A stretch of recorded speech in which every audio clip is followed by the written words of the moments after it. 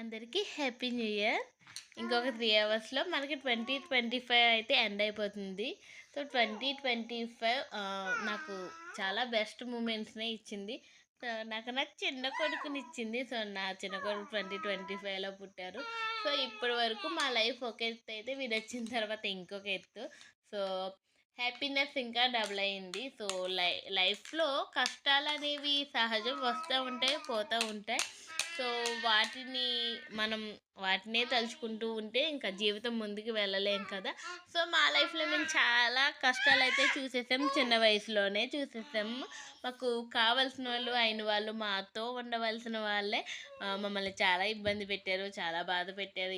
మా ప్రతి బాధకి వాళ్ళే కారణమయ్యారు. సో మా సంతోషానికి కారణమైన వాళ్ళు ఉన్నారు, వాళ్ళు ఎప్పుడూ నాతోనే ఉంటారు. ఎందుకంటే నాకు కష్టం రాకుండా చూసుకుంటారు. వచ్చిందంటే ముందు వాళ్ళే ఉంటారు.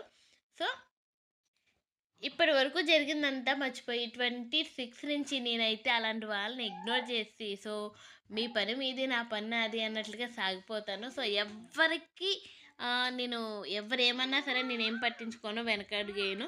సో నా గమ్యం ఏంటో, నా గమ్యం సైడే నేను పోతాను. ఏమంటారు, ఇదొక్కటే నేను నేర్చుకున్నానండి. ఎవ్వరికి నేను ఎప్పుడు భయపడను. సో ఇక ముందు కూడా భయపడేది ఏం లేదు. ఇదే నా 2026 రెజల్యూషన్. సో వీడియోకైతే లైక్ చేసి ఛానల్ని సబ్స్క్రైబ్ చేసుకోండి. Bye bye.